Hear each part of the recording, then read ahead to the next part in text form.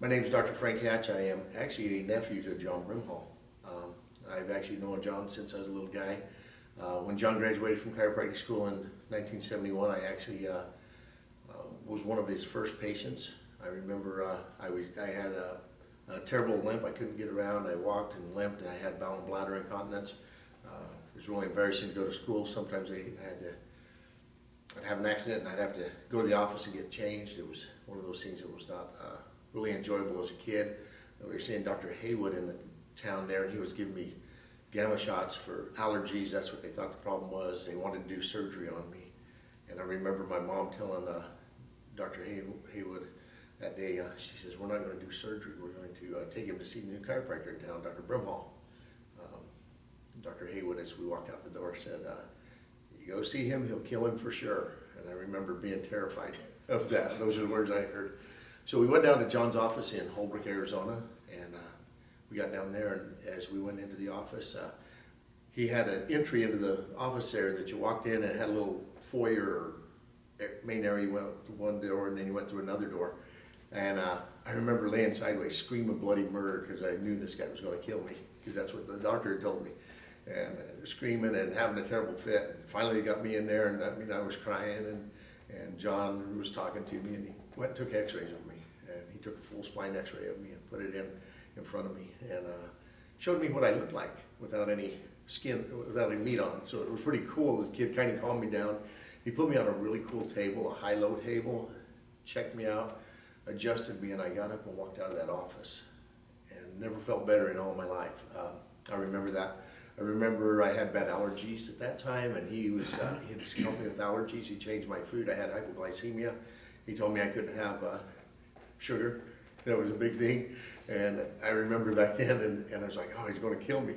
But that was the start of my adventure in chiropractic. I haven't hardly seen any doctors since that time. I've seen chiropractors. What got me into chiropractic was also John.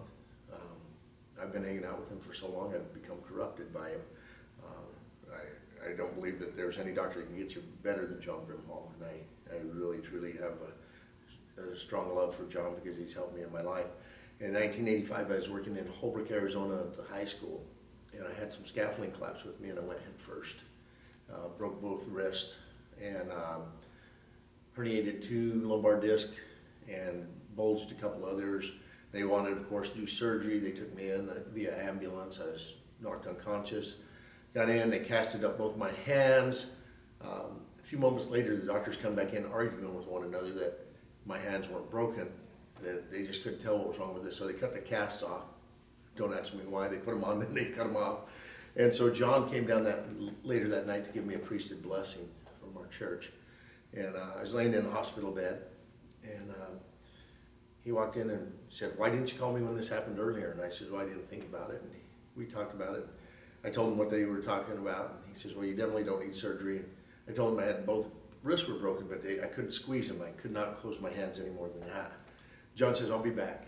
And he went down the hallway, and he looked at the x-rays. And so when he looked at the x-rays, he came back in, and he got hold of both my wrists in his old-fashioned way, and the old traditional chiropractic, popped them both in, and immediately I got pain relief. My hands started moving again. The inflammation went away. I was just amazed with it. He adjusted both elbows at that time. Because when I fell, I landed on both hands straight out like this from 12 feet.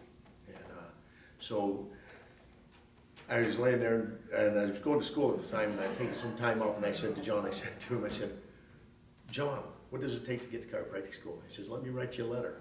So that was my start of going to chiropractic school, and ever since then I have integrated. I remember going to John's first seminar that he did in his lecture series of starting this adventure we're on now with him in Denver, Colorado years ago, and I've been following him ever since, and have a very successful practice in Surprise, Arizona, and I'm grateful because I contributed a lot of it to my mentor, Dr. Brimhall.